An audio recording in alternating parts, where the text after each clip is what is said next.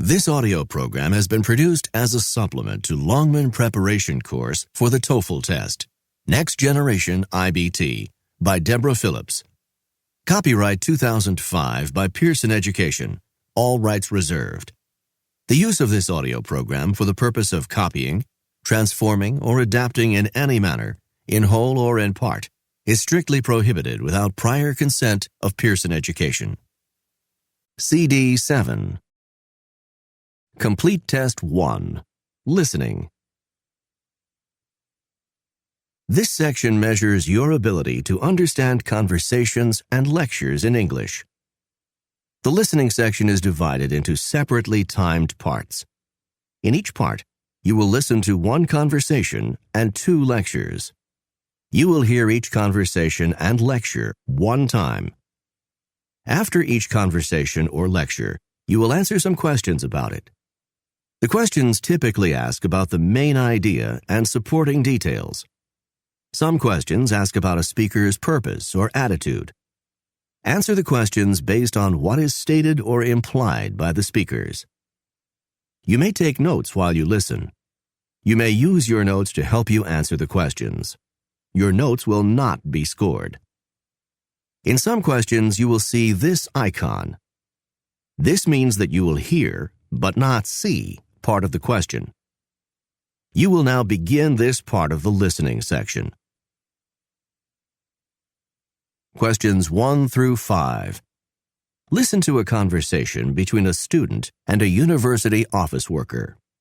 Hi, I'd like to talk with someone about joining the staff of the school paper. You're talking to the right person. I can help you with that.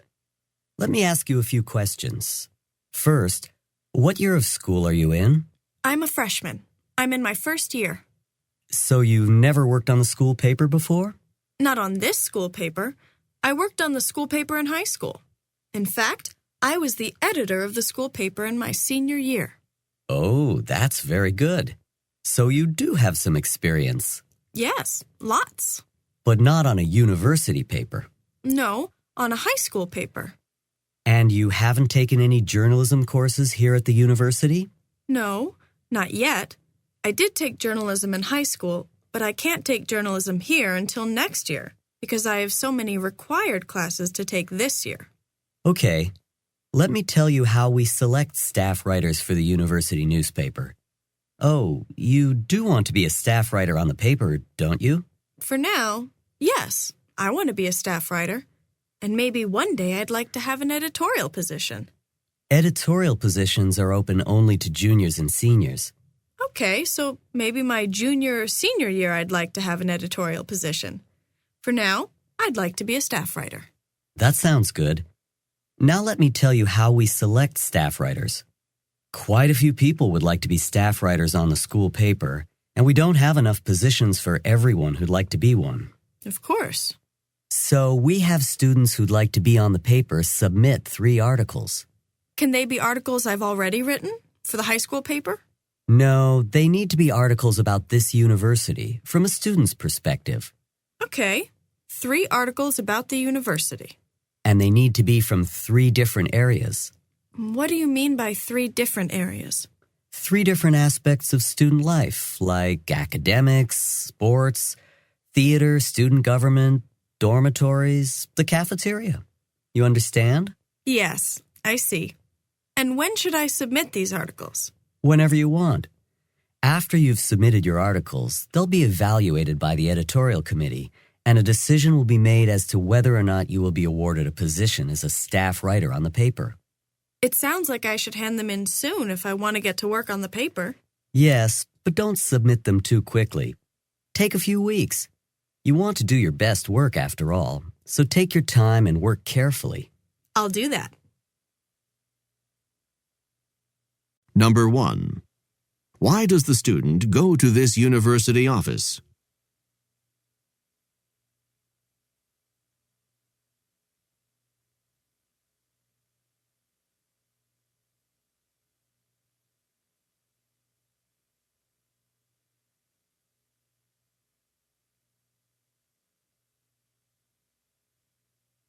Number 2.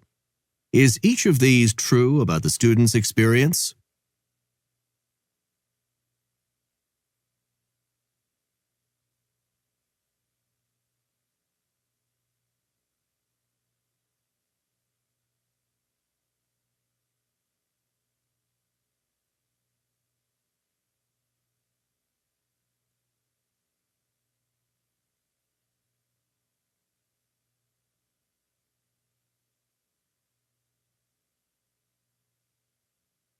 Number 3. Listen again to part of the passage. Then answer the question. Okay, let me tell you how we select staff writers for the university newspaper. Oh, you do want to be a staff writer on the paper, don't you? For now, yes, I want to be a staff writer. Why does the office worker say this? Oh, you do want to be a staff writer on the paper, don't you?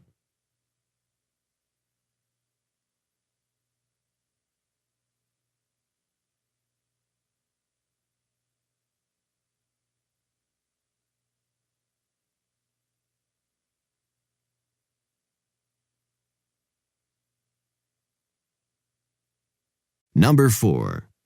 What must a student do to become a staff writer on the university paper?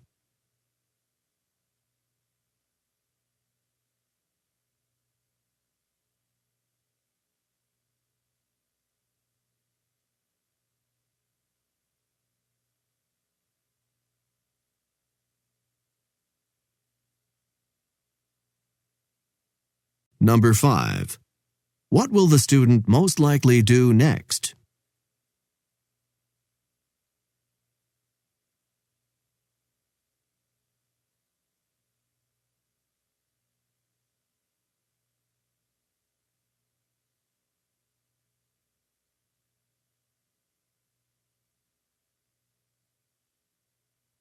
Questions 6 through 11.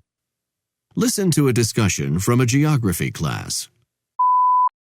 Today, we're going to talk about two lakes, the Great Salt Lake and Lake Bonneville. Most people are quite familiar with the Great Salt Lake, but not everyone is quite as familiar with Lake Bonneville. First of all, let's look at a map that shows both the Great Salt Lake and Lake Bonneville. Now, Gwen, what can you tell me about the Great Salt Lake and Lake Bonneville? Lake Bonneville was a lake during prehistoric times. The Great Salt Lake is the largest surviving remnant of the prehistoric Lake Bonneville. Yes, and how old is Lake Bonneville? Lake Bonneville came into existence 1 million years ago. And how big was it?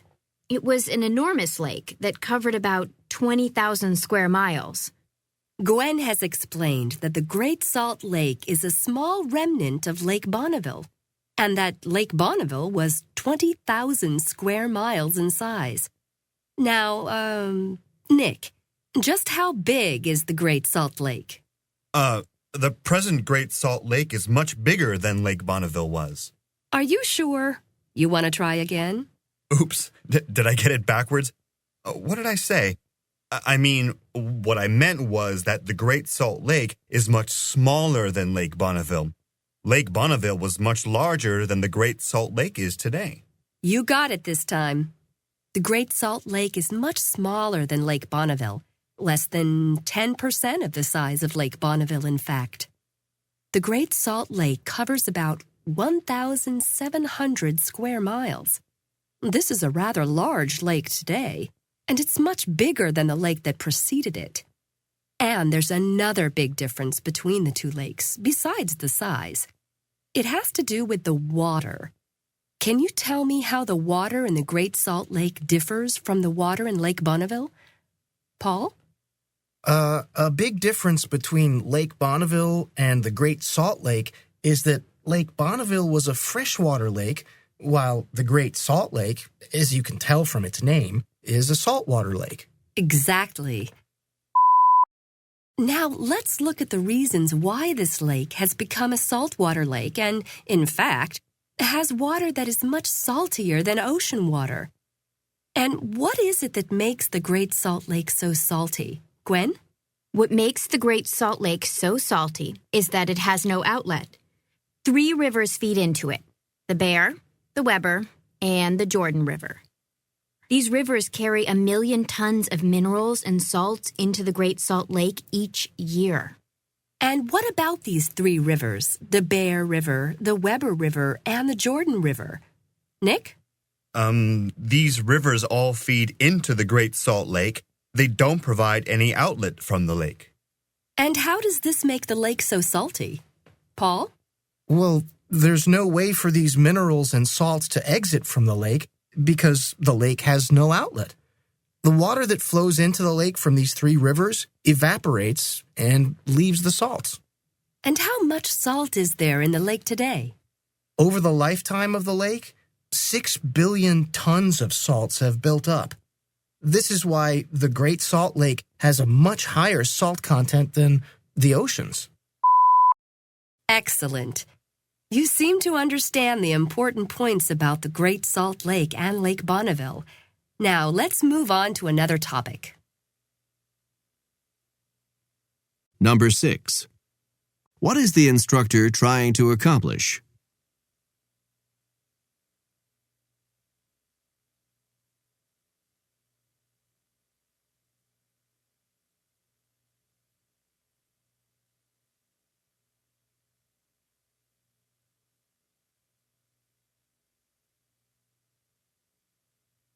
Number 7.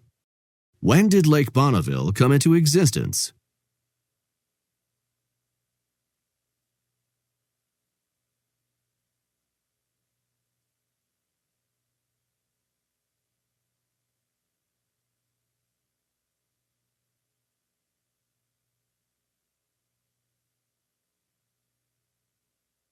Number 8.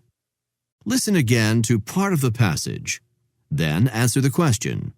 The present Great Salt Lake is much bigger than Lake Bonneville was. Are you sure? You want to try again? What does the instructor mean when she says this? Are you sure? You want to try again?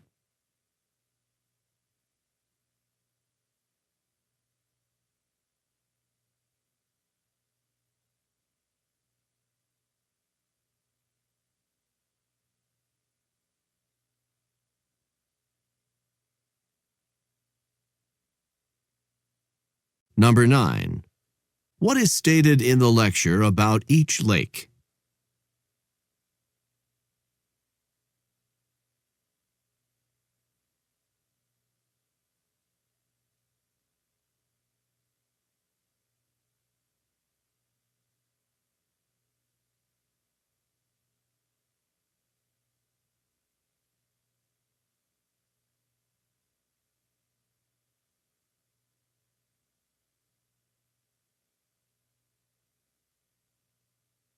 Number 10. What is stated about the Weber, the Bear, and the Jordan rivers?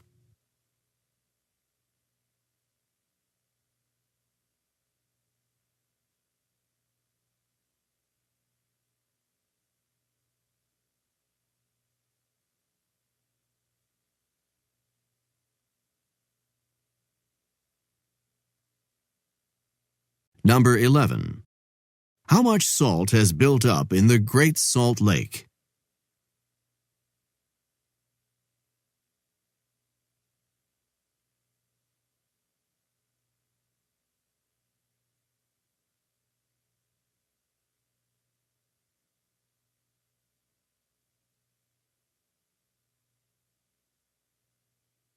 Questions 12 through 17.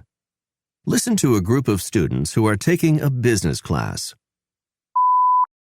Our presentation for marketing class is in a few days. Let's see what information we've come up with. Okay. Our topic for the presentation is the marketing of Kleenex early in its history. We're supposed to show how the early marketing of Kleenex helped to turn it into such a successful product. There seem to be 3 clear phases in the early history of Kleenex. First, its use during World War I. Second, its use as a substitute for face cloths during the 1920s. And third, its use as a substitute for handkerchiefs during the 1930s. For the presentation, how about if I talk about the first phase, the use of Kleenex during World War I? And I'll talk about the second phase, its use as a substitute for face cloths. And that leaves me with the third phase, the use of Kleenex as a substitute for handkerchiefs.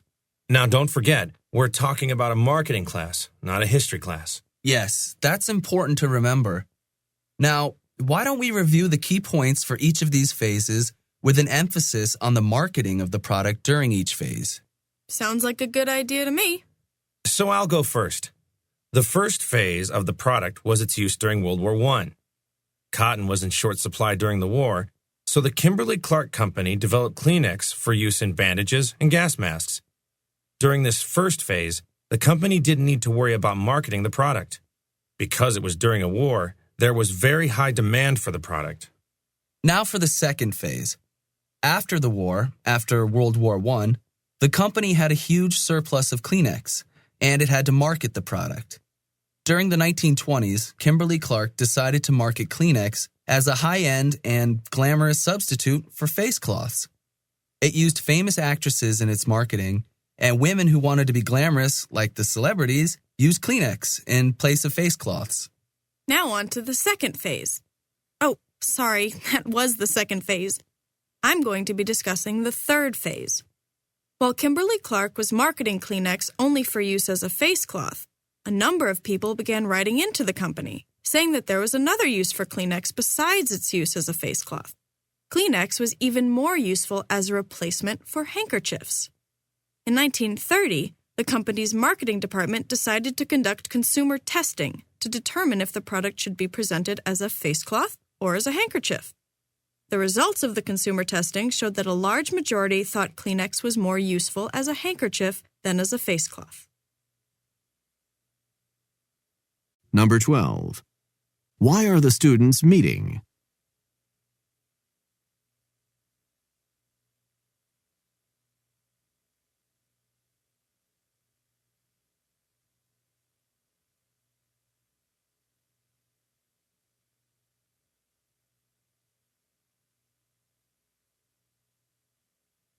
Number 13.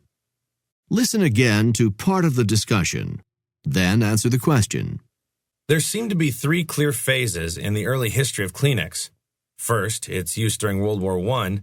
Second, its use as a substitute for face cloths during the 1920s. And third, its use as a substitute for handkerchiefs during the 1930s. For the presentation, how about if I talk about the first phase, the use of Kleenex during World War I? And I'll talk about the second phase, its use as a substitute for face cloths. And that leaves me with the third phase, the use of Kleenex as a substitute for handkerchiefs. Now don't forget, we're talking about a marketing class, not a history class. Why does the man say this? Now don't forget, we're talking about a marketing class, not a history class.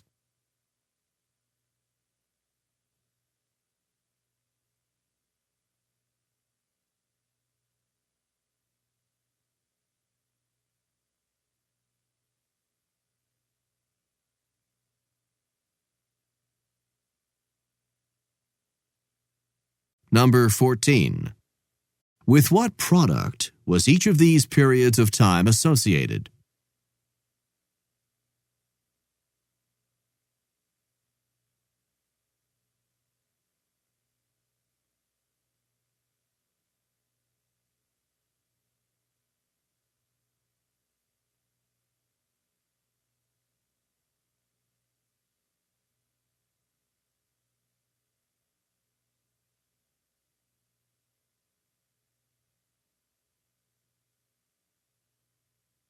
Number 15.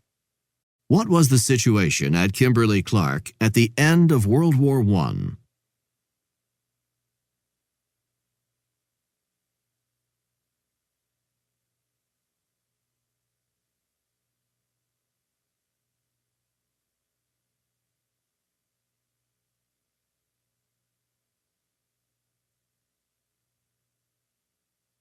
Number 16.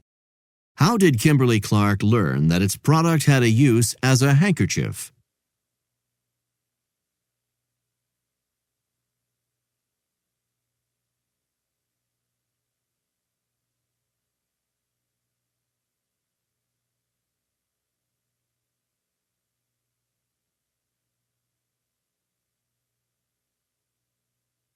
Number 17. With what product was each of these marketing strategies associated?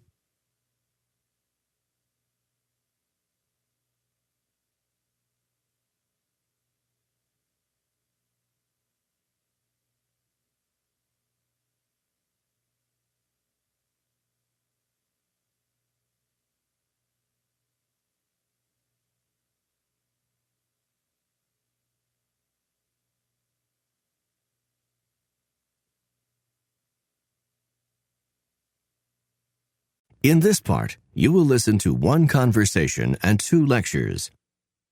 You will now begin this part of the listening section. Questions 18 through 22. Listen to a conversation between a student and a professor. Hello, Professor. I need to talk with you, please. Do you have some time to talk with me now? Yes, certainly. What did you want to discuss? Well, I'd like to talk about the, last exam.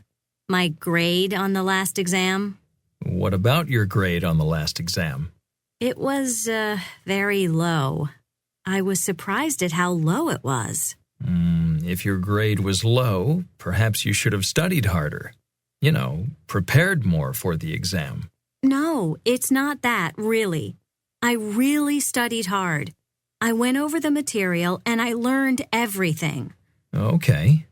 Do you have your exam paper with you? Yes, I do. Let me look at it. No, that's not a very high grade. Here's the first question. Let me see what you wrote. Okay. Let's talk about this. I see what the problem is. Look at the first question. Do you see what it is?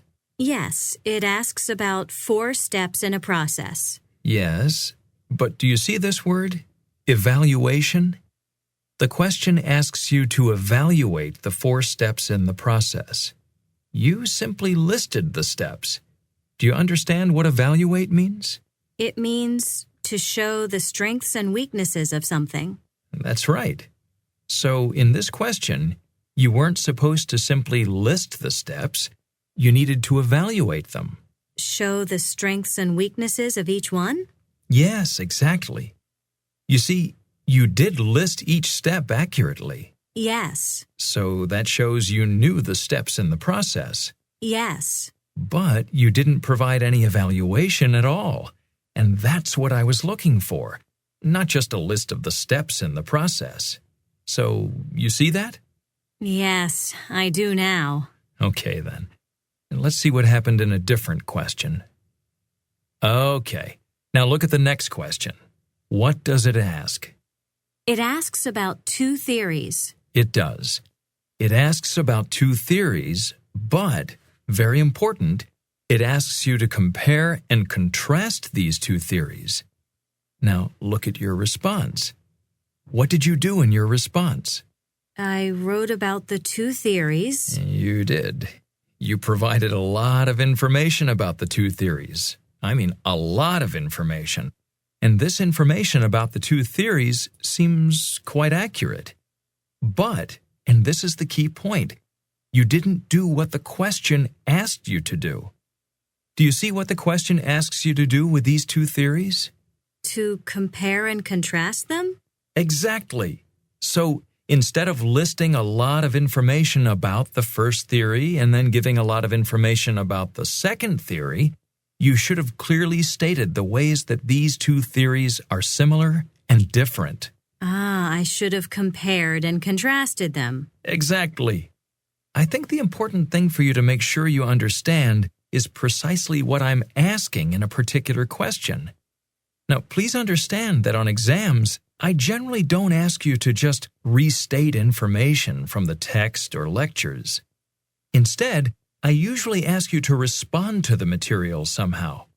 It's not merely a matter of memorizing a lot of material, something that you clearly do well.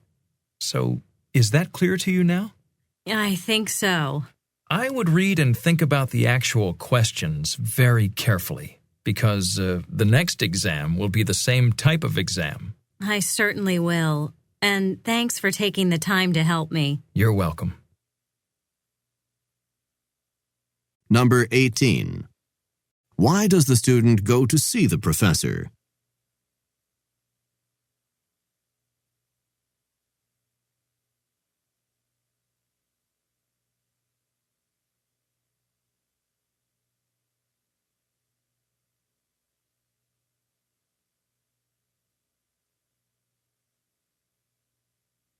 Number 19.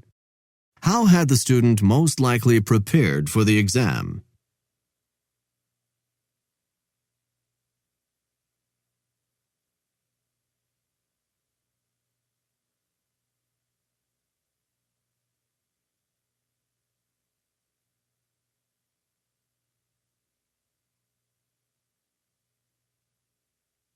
Number 20. What problem did the student have with the question regarding the process?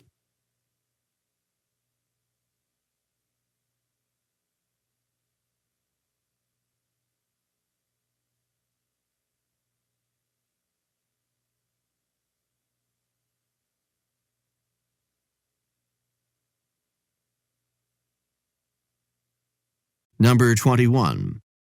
What problem did the student have with the question regarding the theories?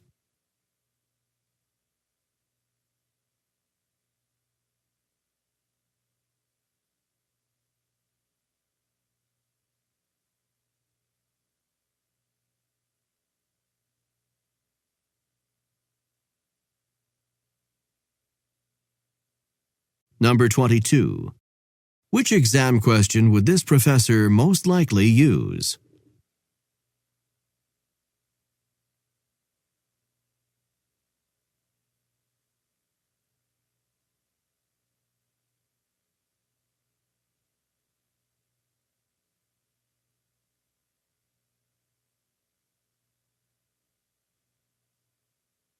Questions 23 through 28. Listen to a lecture in an American history class. Today we're going to talk about the last monarch to rule land that today makes up part of the United States. This last monarch was a queen, and she was named Queen Liliuokalani of Hawaii. To understand Queen Liliuokalani's situation, I'm going to give you some background about the history of Hawaii before I discuss Queen Liliuokalani. I'm going to be talking about two people today in addition to Queen Liliuokalani. These two people are Captain James Cook and King Kamehameha. The reason I'm going to talk about these two people is, of course, that they'll help you to understand Queen Liliuokalani and the situation in which she found herself. So, first of all, let's talk about Captain James Cook. You must be familiar with Captain Cook. Captain Cook arrived in the Hawaiian Islands in 1778 and gave the islands the name Sandwich Islands in honor of a British nobleman, the Earl of Sandwich. When Captain Cook arrived in the islands near the end of the 18th century, the islands were not a single unified society. Instead, various islands in the chain were under the control of different native kings. The next person we're going to look at is King Kamehameha.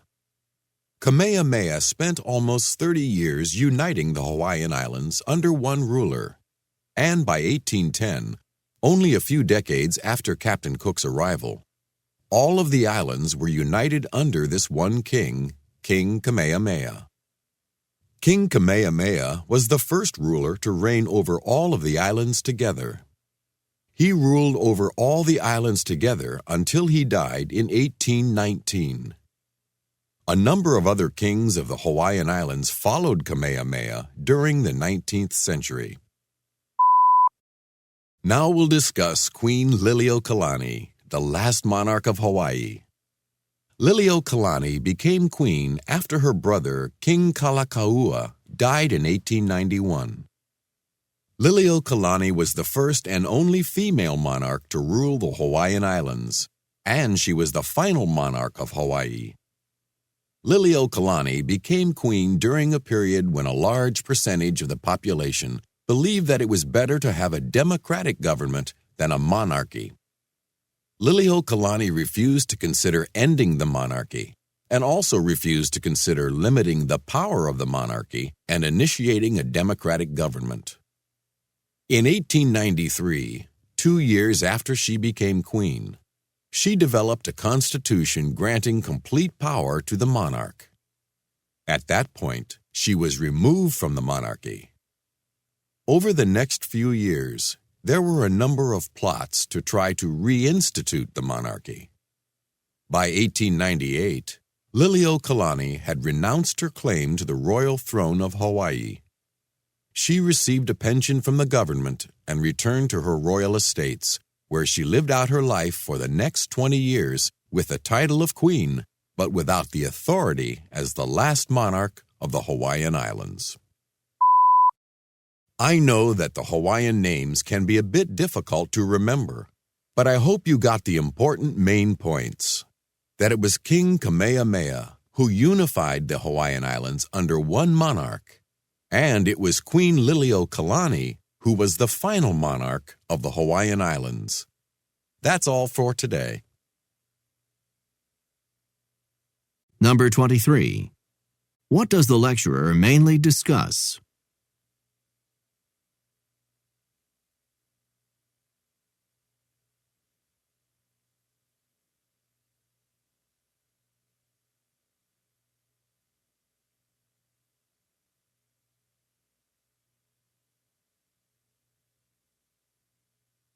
Number 24. Why does the lecturer most likely mention King Kamehameha and Captain Cook?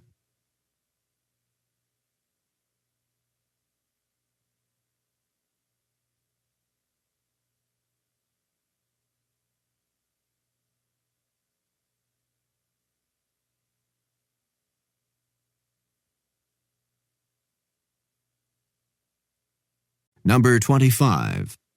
What does the professor say about James Cook?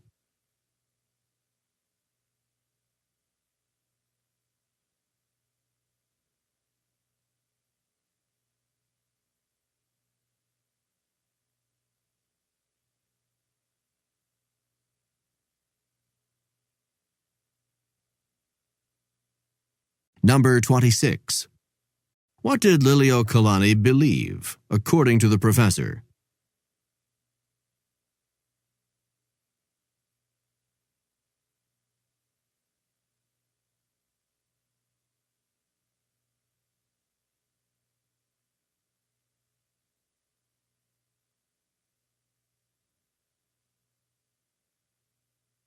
Number 27. Which of the following did not happen to Liliuokalani?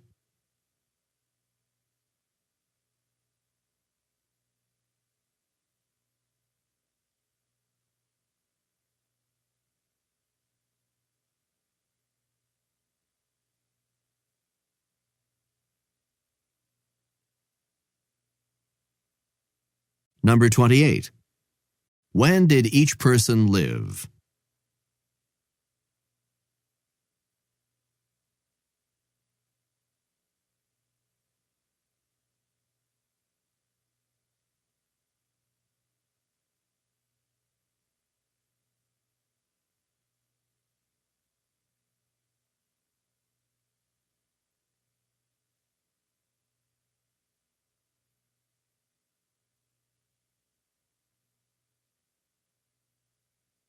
Questions 29 through 34. Listen to a lecture in a science class. Today, I'll be talking about an accident at a nuclear power plant.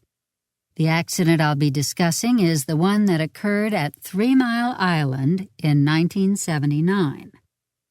This was an accident that, while it was very serious, was not as catastrophic as it could have been. By the end of the lecture, you should understand what factors contributed to the accident there. Now you can see 3 Mile Island in this photograph. The nuclear reactor at 3 Mile Island is in the middle of a river in the state of Pennsylvania. This nuclear reactor has 2 PWRs, which means that it has 2 pressurized water reactors. The problem that occurred in 1979 was in the number 2 pressurized water reactor. Now we're going to discuss what happened in the number 3 reactor. Oh, excuse me. Did I really say that? There are only 2 reactors, and the problem was with the number 2 reactor at 3 Mile Island. The important thing to understand about this accident with the number 2 reactor was that there was a series of problems rather than a single problem. The series of problems occurred in the water cooling system. The initial problem was that a cooling system valve stuck open and cooling water ran out. Now, unfortunately, the problem didn't end when the cooling valve was stuck open. because operators misinterpreted the instrument readings. They knew there was a problem. Let me repeat this because it's important. They did know there was a problem, but they were mistaken about what the problem was. They thought the cooling system had too much water rather than too little water. Because they thought there was too much water, they shut off the emergency cooling water. As a result, there was no water to cool the nuclear reactor. Now, there wasn't a complete nuclear meltdown when the emergency cooling water was turned off, but there was a partial nuclear meltdown. A nuclear meltdown would occur if the uranium in the fuel core melted completely. In this situation, heat built up in the fuel core until the uranium began to melt, but it didn't melt down completely. I hope you understood the series of events that led to the problem at 3 Mile Island. One that, while serious, could have been catastrophic. It all started with the stuck valve in the cooling system and was exacerbated by the misinterpreted readings and the improper shutdown of the emergency cooling system. Fortunately, the meltdown that did occur was only partial and not complete. Number 29. What is the main topic of the lecture?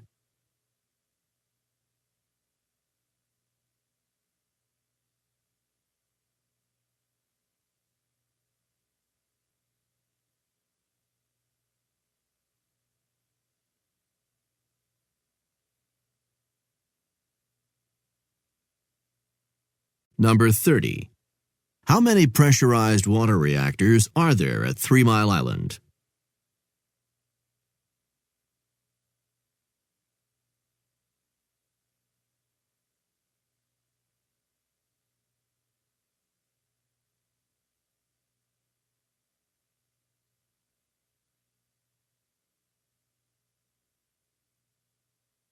Number 31.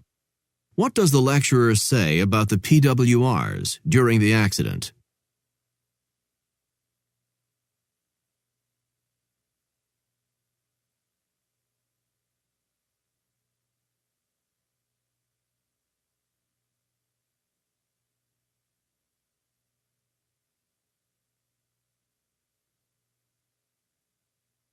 Number 32. Did each of these happen during the accident discussed in the lecture?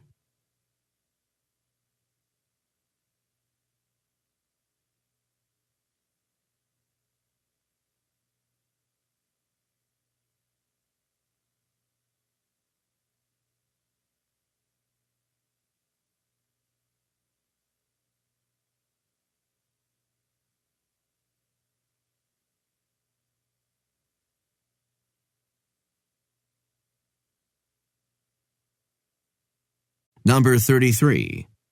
What is stated in the lecture about a complete meltdown?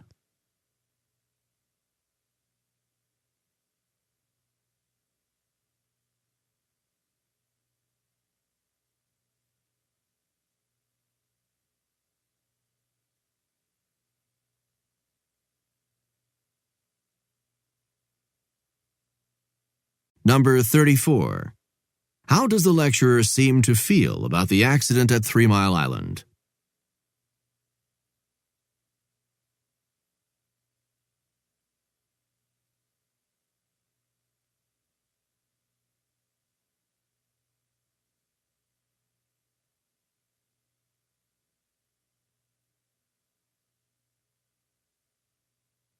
Speaking.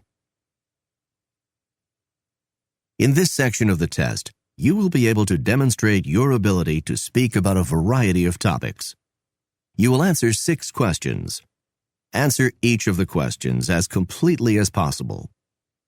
In questions 1 and 2, you will speak about familiar topics.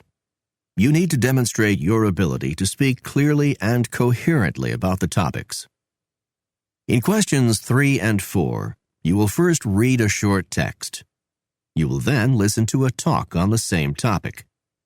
You will then be asked a question about what you have read and heard. You will need to combine appropriate information from the text and the talk to provide a complete answer to the question. You need to demonstrate your ability to speak clearly and coherently, and to accurately convey information about what you read and heard. In questions 5 and 6, you will first listen to part of a conversation or a lecture. You will then be asked a question about what you heard.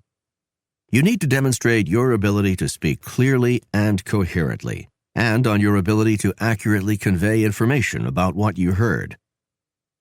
You may take notes while you read and while you listen to the conversations and lectures. You may use your notes to help you prepare your response. Listen carefully to the directions for each question. The directions will not be written on the screen. Question 3. Listen to the passage. On a piece of paper, take notes on the main points of the listening passage. Have you gotten your tickets yet? What tickets? The tickets for the spring show. Didn't you see the notice? I didn't see any notice, and I don't even know what the spring show is. Oh, you must be new to the school this year. I am. I just transferred here this year. But how did you know that? Because anyone who's been here for a while knows what the spring show is. It's a really big event. I understand that from what you're saying. But do I really need to get tickets now? Absolutely, if you want to get tickets. Tickets went on sale last Monday, and any remaining tickets will go on sale to the public next Monday. After tickets go on sale to the public, they sell out almost immediately.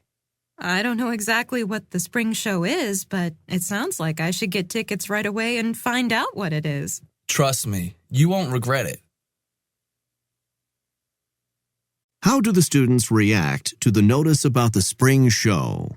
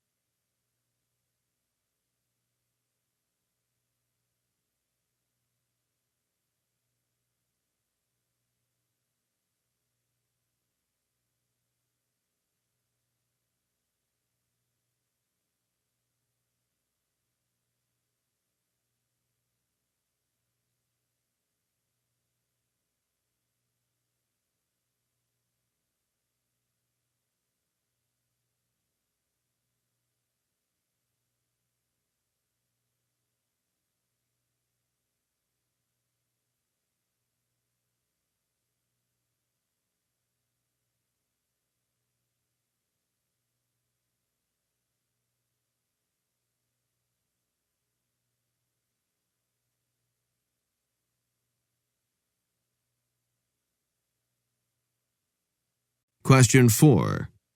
Listen to the passage. On a piece of paper, take notes on the main points of the listening passage. I'm sure you understand from the text that the great apes are able to communicate in a variety of ways within their species. I'd like to talk now about what studies have shown to be some of the limitations of their communication, in particular in 2 ways that are referred to as a lack of displacement and a lack of productivity. First, let me talk about a lack of displacement. In terms of communication, a lack of displacement means that the great apes communicate only about things that are physically present. They do not communicate about things that are not physically present. This inability to communicate about things that aren't within range of their senses is called a lack of displacement. Now, let me talk about a lack of productivity. In terms of communication, a lack of productivity is an inability to manipulate communication, to combine gestures and sounds, or use gestures and sounds in different ways to create new meanings. Because the great apes do not manipulate their sounds and gestures to create new meanings, they're said to have a lack of productivity in their communication. How does the information in the listening passage add to what is explained in the reading passage?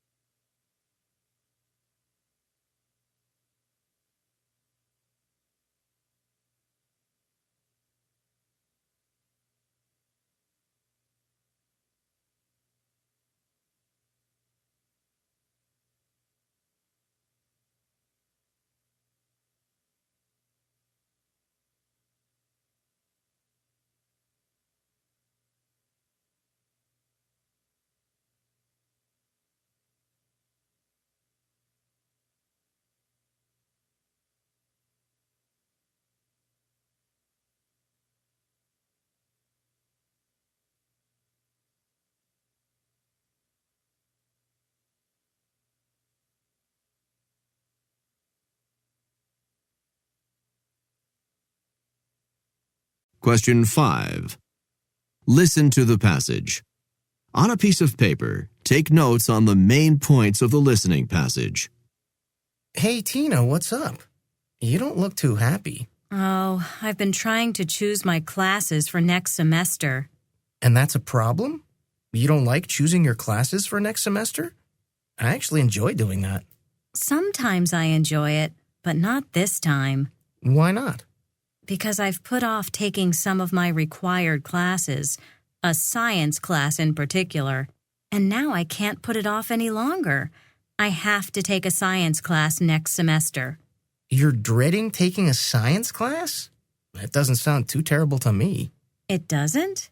Have you taken any science classes yet? Maybe you can recommend one to me. I haven't taken any science classes yet, but I'm looking forward to taking some. You are? Really? I don't like science. But all you have to do is take one science class, and there's so many to choose from. I mean, you can take astronomy or oceanography or health or physiology or geography or environmental studies. There are so many interesting science classes to choose from. I guess so. You know, you really might enjoy one of these science classes. I think you've made such a big deal about taking a science class that you're dreading it. But you might actually enjoy it if you think more positively about it. Okay, I'll try to do that. Listen, why don't you let me know what science class you decide to take, and then maybe I'll sign up for the same course and we can take it together. Now that sounds like a good idea. I'll do that. How is the woman dealing with the problem she is facing?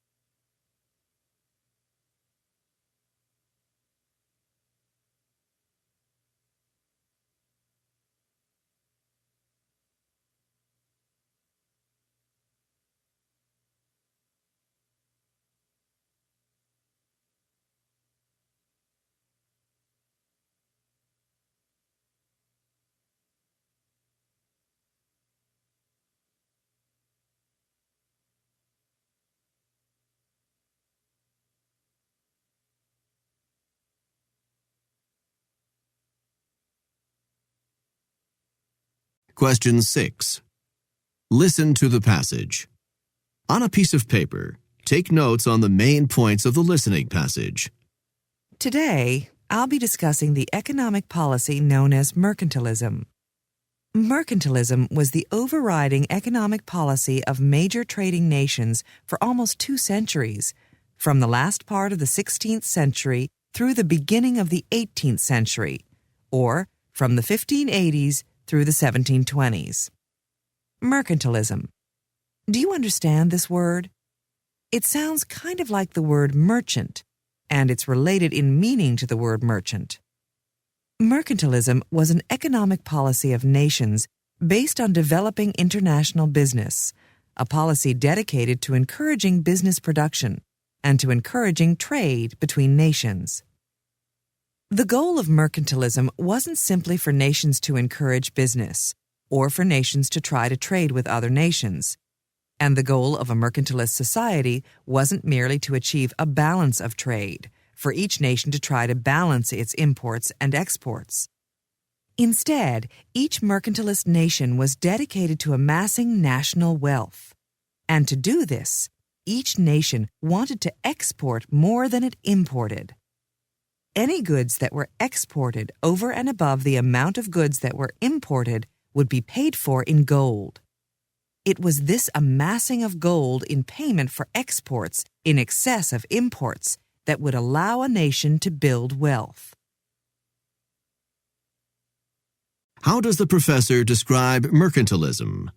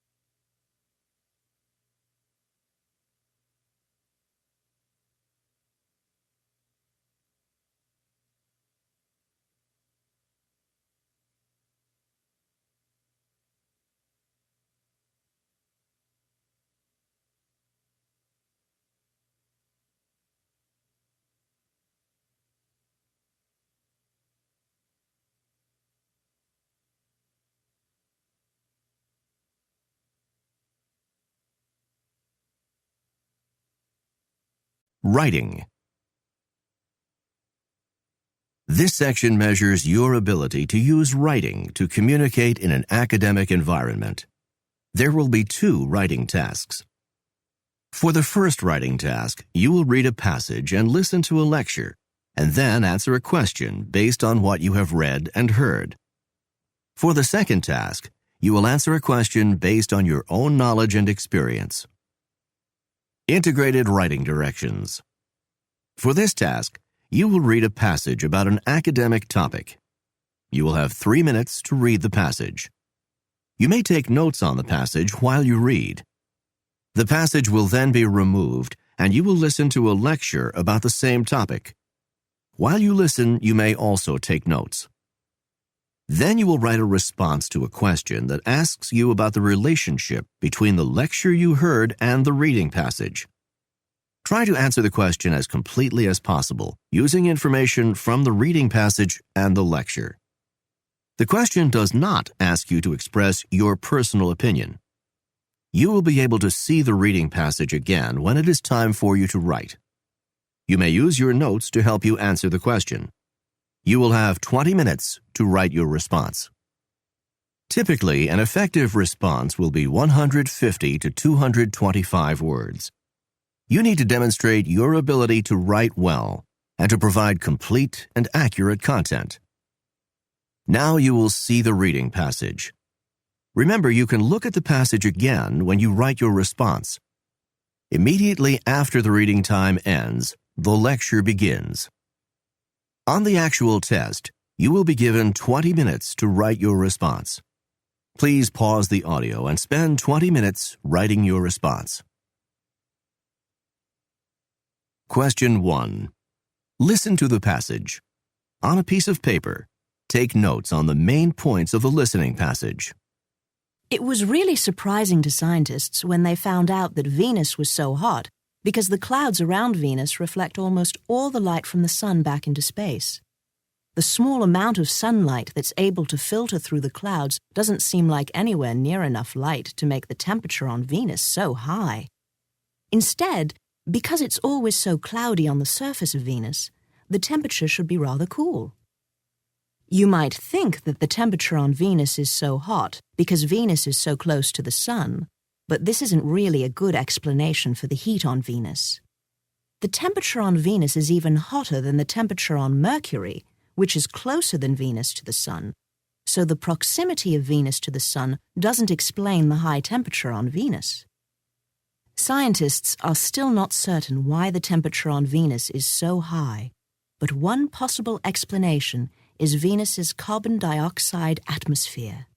The very dense atmosphere on Venus is almost entirely carbon dioxide. This carbon dioxide may create a barrier that traps any heat that gets through beneath it and doesn't let it escape. How does the information in the listening passage expand on the information presented in the reading passage? This is the end of CD 7.